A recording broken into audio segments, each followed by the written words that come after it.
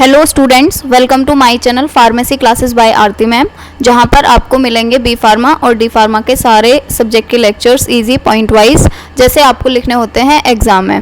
तो आज का हमारा टॉपिक है बी फार्मा फोर्थ सेमेस्टर के मेडिसिनल केमिस्ट्री का। ये सेकंड लेक्चर है, फर्स्ट लेक्चर ऑलरेडी प्लेलिस्ट में है, अगर आप देखना चाहते हैं तो देख सकते हैं। तो चलिए शुरू करते हैं। तो आज का हमारा टॉपिक है सिंपैथोमिमेटिक एजेंट। जो सिंपैथोमिमेटिक एजेंट होते हैं इनको एड्रीनर्जिक एजेंट भी बोलते हैं और सिंपैथेटिक एजेंट भी बोलते हैं। तो पहले हम बात कर लेते हैं कि इनको सिंपैथोमिमेटिक या एड्रीनर्जिक या सिंपैथेटिक एजेंट बोलते क्यों हैं। तो इनको सिंपैथेटिक एजेंट इसलिए बोलते हैं क्योंकि जो सिंपैथिक नर्वस सिस्टम होता है बॉडी में, ये उसको स्टिमुलेट कर देता है, इसलिए इसको सिंपैथेटिक सिस्टम बोलते हैं। एड्रीनर्जिक एजेंट क्यों बोलते हैं? क्योंकि सिंपैथेटिक सिस्टम का मेजर न्यूरोट्रांसमीटर एड्रीनलिन होता है और ये एड्रीनलिन के जैसे ही जितने भी एजेंट एक्शन देते हैं उन सबको हम एड्रीनर्जिक एजेंट बोलते हैं।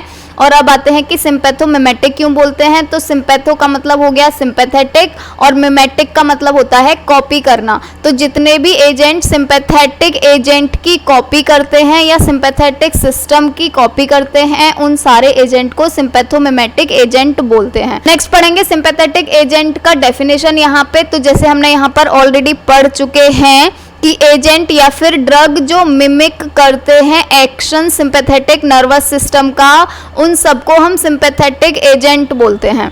अब नेक्स्ट पढ़ेंगे क्लासिफिकेशन एड्रीनर्जिक ड्रग्स का। तो जो एड्रीनर्जिक ड्रग्स हैं, अब ये एड्रीनर्जिक यहाँ पे लिखा है या कहीं कहीं पर सिंपैथेटिक लिखा होगा तो आपको कंफ्यूज नहीं होना है।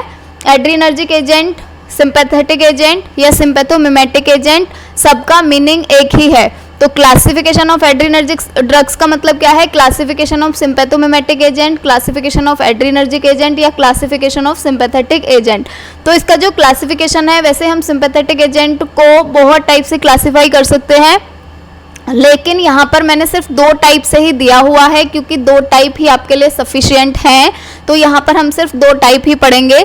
तो फर्स्ट टाइप है कि हम सिंपैथेटिक एजेंट्स को क्लासिफाई कर सकते हैं उनके केमिकल स्ट्रक्चर के बेसिस पे। केमिकल स्ट्रक्चर में भी 2 हैं, ये एक कैटेकोलामाइन और एक नॉन कैटेकोलामाइन। तो जैसे हम अपने पिछले लेक्चर में ऑलरेडी डिस्कस कर चुके हैं कि कैटेकोलामाइन किसको बोलते हैं, ये हो गया कैटेकोल का न्यूक्लियस।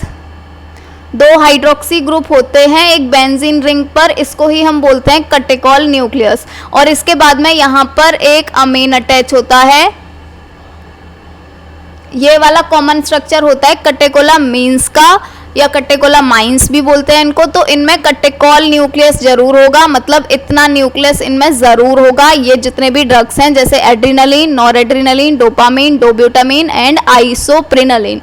जो नॉन कैटेकोलामीन्स होते हैं उनमें सब में अमीन्स तो होता ही है, बस इनमें नॉन कैटेकोल है ना, मतलब इनमें कैटेकोल का स्ट्रक्चर नहीं होता या ये लैक करते हैं कैटेकोल न्यूक्लियस को। तो इनमें बेंजीन रिंग भी होगी, इनमें बाद में अमीन भी होगा, लेकिन इसमें क्या नहीं होगा, इसमें जो यहाँ पर ये दोनों OH ग्रुप हैं, ये वाले दोनों OH ग्रुप नहीं होंगे। तो इसीलिए हम इनको बोलते हैं नॉन कैटेकोलामाइंस, जैसे कि एफेड्रिन, नॉरएफेड्रिन, एम्फेटामिन एंड टायरामिन। उसके बाद में नेक्स्ट यहाँ पर आते हैं, जो सेकंड क्लासिफिकेशन है वो है मैकेनिज्म ऑफ एक्शन के बेसिस पे। सबसे पहला है डायरेक्ट एक्टिंग, सेकंड है इनडायरेक्ट एक्टिंग और थर्ड है मिक्स्ड एक्टिंग। ये जो यहाँ पर डायरेक्ट एक्टिंग, इनडायरेक्ट एक्टिंग या मिक्स्ड एक्टिंग है, इनका मीनिंग क्या है सबसे पहले वो समझ लेते हैं। तो जो डायरेक्ट एक्टिंग सिंपैथोमिमेटिक एजेंट होते हैं वो क्या करते हैं, जैसे आपने यहाँ पर ये सिंथेसिस में पढ़ा होगा, मैंने फर्स्ट लेक्चर में ये ऑलरेडी डिस्कस किया हुआ है कि सिंथेसिस कैसे होती है कैटेकोलामाइंस की। तो यहाँ पर ये सिंथेसिस हो गई है, ये डोपामीन बन गया है, डोपामीन अंदर जाता है, नॉरएड्रीनलिन में कन्वर्ट हो जाता है, फिर ये नॉरएड्रीनलिन यहाँ से बाहर निकलता है और ये एड्रीनर्जिक रिसेप्टर होते हैं, अल्फा रिसेप्टर और बीटा रिसेप्टर। अल्फा के भी 2 सब टाइप होते हैं, एक अल्फा 1 अल्फा 2, बीटा के 3 सब टाइप होते हैं, बीटा 1 बीटा 2 और बीटा 3। तो अगर कोई भी सिंपैथेटिक एजेंट यहाँ पर साइनेप्टिक क्लेफ्ट में आने के बाद में वो बीटा रिसेप्टर से बाइंड करे या वो अल्फा रिसेप्टर से बाइंड करे उनको हम बोलते हैं डायरेक्ट एक्टिंग, मतलब ये डायरेक्टली रिसेप्टर से जाके बाइंड हो रहे हैं, इसीलिए इनको बोलते हैं डायरेक्ट एक्टिंग सिंपैथोमिमेटिक। अब ये भी दो तरह के हो सकते हैं, जैसे आपने देखा होगा नॉरएड्रेनालिन तो सीधा यहाँ से निकला है, डोपामिन भी यहीं से ही निकल आता है। तो नॉरएड्रेनालिन और डोपामिन तो दोनों जो प्री साइनेप्टिक न्यूरॉन है वहां पर सिंथेसाइज हुए, ये साइनेप्टिक क्लेफ्ट बोलते हैं इसको, जो बीच में होती है दोनों न्यूरॉन्स के। तो साइनेप्टिक क्लेफ्ट के अंदर आए ये, और साइनेप्टिक क्लेफ्ट के अंदर आने के बाद में या तो अल्फा रिसेप्टर से बाइंड हो गए या तो बीटा रिसेप्टर से बाइंड हो गए, तो इनको हम बोलते हैं direct acting sympathetic agent. Next बात करते हैं इनडायरेक्ट एक्टिंग सिंपैथेटिक एजेंट की। तो इनडायरेक्ट एक्टिंग सिंपैथेटिक एजेंट जो होते हैं वो जाकर डायरेक्टली अल्फा या बीटा रिसेप्टर से बाइंड नहीं करते हैं, बस ये क्या करते हैं, जो सिंपैथेटिक एजेंट होते हैं जैसे नॉरएड्रेनालिन हो गया, एड्रेनालिन हो गया, डोपामिन हो गया, ये इन सब की बाइंडिंग को इंक्रीज कर देते हैं। अब ये बाइंडिंग को कैसे इंक्रीज करेंगे, जब साइनेप्टिक क्लेफ्ट में इनका अमाउंट ज्यादा हो जाएगा, यहाँ पर ये जो साइनेप्टिक क्लेफ्ट है अगर यहाँ पर बहुत सारे नॉरएड्रेनालिन हो, बहुत सारा डोपामिन हो, बहुत सारा एड्रेनालिन हो, तो ज्यादा ही रिसेप्टर से बाइंड होगा ना, यहाँ पर भी बहुत सारे रिसेप्टर हैं और अगर यहाँ पर एक ही हुआ तो वो एक ही रिसेप्टर से बाइंड करेगा। पर अगर यहाँ पर हमने बहुत सारे नॉरएड्रेनालिन को रिलीज करा दिया तो वो बहुत सारे रिसेप्टर से जाके बाइंड हो जाएगा ना। तो अगर हम इनकी बाइंडिंग को एनहेंस करा देते हैं, बाइंडिंग को इंक्रीज करा देते हैं किसी भी एजेंट से, तो उसको हम बोलते हैं इनडायरेक्टली एक्टिंग। अब जैसे मैं आपको यहाँ समझाती हूँ कैसे बढ़ा सकते हैं, तो देखो सबसे पहले है रीअपटेक इनहिबिटर। इसके अंदर यहाँ आपको एग्जाम्पल दिख रहा होगा कोकेन। तो रीअपटेक इनहिबिटर का मतलब क्या हुआ, जो ये जो नॉरएड्रेनालिन यहाँ पर निकला है या यहाँ पर निकला है, इन दोनों नॉरएड्रेनालिन के रीअपटेक को, रीअपटेक का मतलब क्या हुआ, यहाँ पर नॉरएड्रेनालिन है, ये वापस भी तो जा सकता है VMAT2 के थ्रू, ये ट्रांसपोर्टर है तो इसके थ्रू ये वापस भी तो जा सकता है। वैसे ही यहाँ पर ये जो नॉरएड्रेनालिन है ये भी तो वापस चला जाएगा NET ट्रांसपोर्टर के थ्रू। तो हमें क्या करना है, इनका जो रीअपटेक है उसको इनहिबिट कराना है, क्योंकि अगर ये रीअपटेक हो गया तो यहाँ पर तो कम हो जाएगा ना, यहाँ रहेगा ही नहीं। हमें क्या करना है, यहाँ पर साइनेप्टिक क्लेफ्ट के अंदर इसका अमाउंट बढ़ाना है। तो हम क्या करते हैं, इसको इनहिबिट करा दो और इसको इनहिबिट करा दो। अगर हमने इन दोनों को इनहिबिट करा दिया तो क्या होगा, जो नॉरएड्रेनालिन है उसका अमाउंट फाइनली यहाँ पर इंक्रीज हो जाएगा, नॉरएड्रेनालिन का या एड्रेनालिन का या डोपामिन का यहाँ पर अमाउंट इंक्रीज हो जाएगा। और अगर यहाँ पर अमाउंट इंक्रीज हो गया तो ये रिसेप्टर से ज़्यादा अमाउंट में बाइंड करेंगे। तो हम क्या करते हैं, ये जो NET है इसका फुल फॉर्म होता है नॉरएपिनेफ्रिन ट्रांसपोर्टर, तो हम इसको इनहिबिट करा देते हैं कोकेन के थ्रू। ये यहाँ पर कोकेन लिख रहा है। जो VMAT2 ट्रांसपोर्टर है, जो ये वाला है, इसका मीनिंग होता है वेसिकुलर मोनोअमीन ट्रांसपोर्टर 2। तो ये जो VMAT2 ट्रांसपोर्टर है इसको हम इनहिबिट करा देते हैं रेजरपिन से। तो यहाँ पर हम एक और लिख सकते हैं अगर लिखना चाहें तो, क्योंकि आपके बी फार्मा के लेवल के हिसाब से एक भी बहुत था तो मैंने एक लिखा है। अगर आप चाहते हैं तो यहाँ पर रेजरपिन भी लिख सकते हैं, वो भी लिख सकते हैं। इसके बाद में नेक्स्ट देखेंगे एक्ट बाय डिस्प्लेसमेंट। तो डिस्प्लेसमेंट का मतलब क्या होता है, जैसे यहाँ पर नॉरएड्रेनालिन है बहुत सारा और हम अगर बाहर से इसको टायरामीन प्रोवाइड कर दें, तो टायरामीन क्या करता है, अगर टायरामीन अंदर जाएगा तो वो एक नॉरएड्रेनालिन का मॉलिक्यूल बाहर निकालेगा। तो जितने हम टायरामीन देंगे उतना ही ज़्यादा बाहर निकलेगा ना नॉरएड्रेनालिन।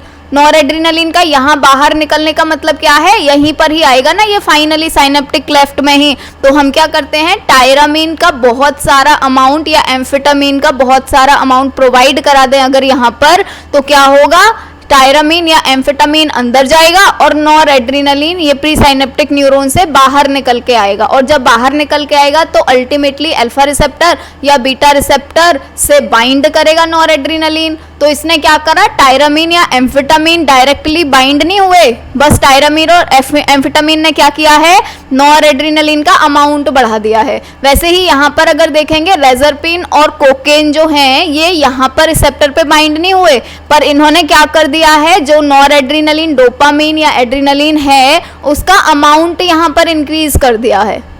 तो आई होप आपको क्लियर हो गया होगा।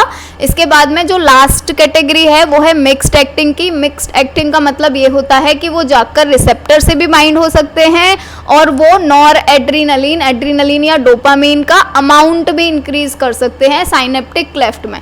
तो जैसे कि एफेड्रीन एंड स्यूडोएफेड्रीन जो होते हैं ये अमाउंट इंक्रीज कर देते हैं साइनेप्टिक क्लेफ्ट के अंदर और ये बाइंड भी हो जाते हैं रिसेप्टर से, चाहे वो अल्फा रिसेप्टर हो चाहे वो बीटा रिसेप्टर हो। जैसे यहाँ डायरेक्टली एक्टिंग के अंदर भी देखेंगे तो यहाँ पर भी कैटेकोल एंड नॉन कैटेकोलामीन्स हैं। तो कैटेकोलामीन्स नॉन कैटेकोलामीन्स हम ऑलरेडी पढ़ चुके हैं। इसके बाद में यहाँ पर आते हैं सार ऑफ सिंपैथोमिमेटिक एजेंट पे। तो सार जो होता है सिंपैथोमिमेटिक का वो बहुत इंपॉर्टेंट होता है, मोस्टली आता ही रहता है एग्जाम में। तो यहाँ पर देखेंगे सार के अंदर सिंपैथोमिमेटिक एजेंट का कॉमन न्यूक्लियस होता है। जो इम्पोर्टेंट होता है वो ये वाला न्यूक्लियस होता है, इतना न्यूक्लियस तो होना ही चाहिए। और ये जो न्यूक्लियस है इसको हम बोलते क्या हैं, तो इसको हम बोलते हैं बीटा फिनाइल इथाइल अमीन। अब इसको क्यों बोलते हैं बीटा फिनाइल इथाइल अमीन, तो देखो ये बीटा कार्बन है। अगर हम यहाँ पर अमीन ग्रुप के कंपैरिजन में देखें ये अल्फा कार्बन है और ये बीटा कार्बन है। बीटा कार्बन से क्या अटैच्ड है, एक फिनाइल ग्रुप अटैच्ड है, इसलिए हम इसको बोल रहे हैं बीटा फिनाइल। उसके बाद में यहाँ पर देखेंगे तो देखो ये एक कार्बन हो गया, ये दो कार्बन हो गए, मतलब ये इथाइल हो गया। और उसके बाद में ये अमाइन है तो इसीलिए हम इसको बोल रहे हैं इथाइल और अमाइन।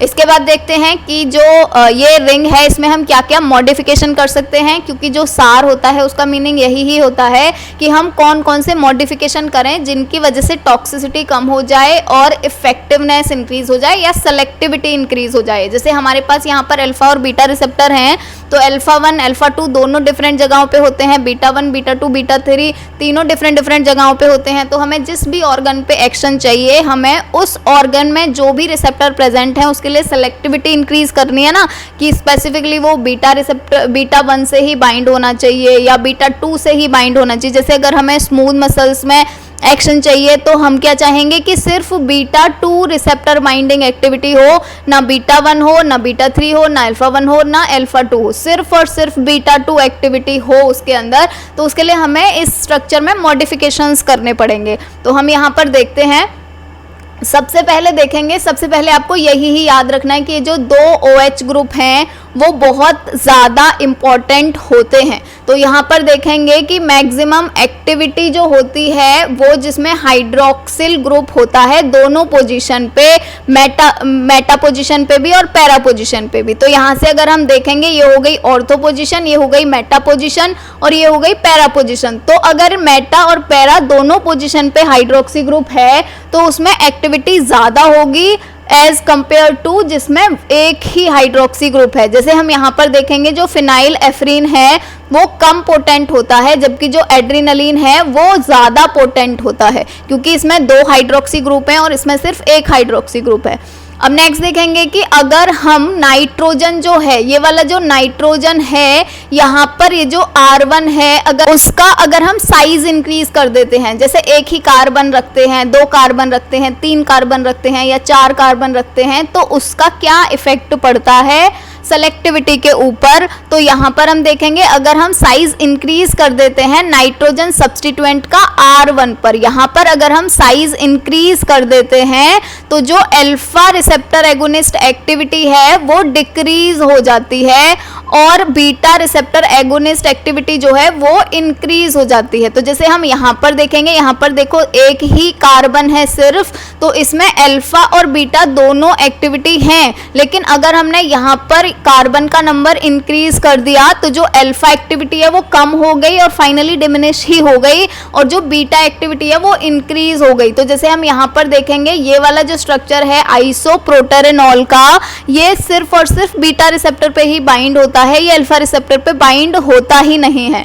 तो ये हमने यहाँ पर मॉडिफिकेशन कर दिए हैं कि अगर हमें अल्फा और बीटा दोनों रिसेप्टर पे एक्टिविटी चाहिए तो यहाँ पर सिर्फ एक ही मिथाइल ग्रुप ऐड करना है, लेकिन अगर हमें सिर्फ और सिर्फ बीटा एक्टिविटी चाहिए तो हमें यहाँ पर 3 कार्बन का चेन एक इंक्लूड करना पड़ेगा।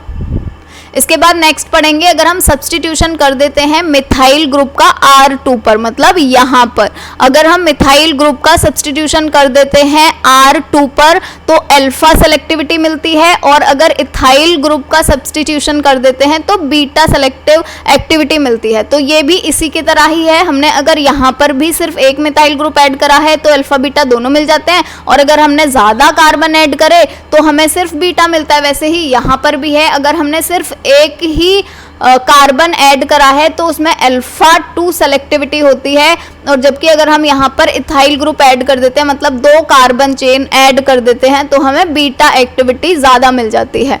इसके बाद में लास्ट देखेंगे एजेंट जिनमें मेटा और पेरा पोजीशन पे हाइड्रोक्सी ग्रुप नहीं होता है। देखो यहाँ पर दोनों ही जगहों पे नहीं है प्रेजेंट OH ग्रुप। इसका मतलब क्या होता है कि ये जाके अल्फा और बीटा किसी भी रिसेप्टर से बाइंड नहीं हो सकते, और ये रिसेप्टर से बाइंड नहीं हो रहे हैं और सिंपैथेटिक एजेंट के अंदर है। इसका मतलब क्या हुआ कि ये इनडायरेक्टली एक्ट करते होंगे। जैसे कि एम्फेटामीन है, तो हमने ऊपर अभी पढ़ा था एम्फेटामीन क्या कर रहा था। देखो एम्फेटामीन के अंदर दोनों ही जगह पे हाइड्रोक्सी ग्रुप नहीं है, और एम्फेटामीन क्या करता है, एम्फेटामीन जो रिसेप्टर होता है वहां पर क्या करता है, ये यहाँ पर एक ट्रांसपोर्टर था ना, इसके थ्रू एम्फेटामीन अंदर जा रहा था और नॉर एड्रेनालिन बाहर आ रहा था। तो ये नॉर एड्रेनालिन का अमाउंट साइनेप्टिक क्लेफ्ट में इंक्रीज कर देता है। तो ये हो गया सार इसका। जो अभी नेक्स्ट टॉपिक है, जितने भी डायरेक्ट इनडायरेक्ट एक्टिंग या मिक्स्ड एक्टिंग सिंपैथोमिमेटिक एजेंट हैं उनके बारे में अभी डिटेल में भी हमें डिस्कस करना होगा, क्योंकि एग्जाम में वो भी पूछा जाता है, मैकेनिज्म ऑफ एक्शन पूछा जाता है और उनके यूज़ पूछे जाते हैं। तो उसके बारे में बात करेंगे हम नेक्स्ट लेक्चर में। Thank you.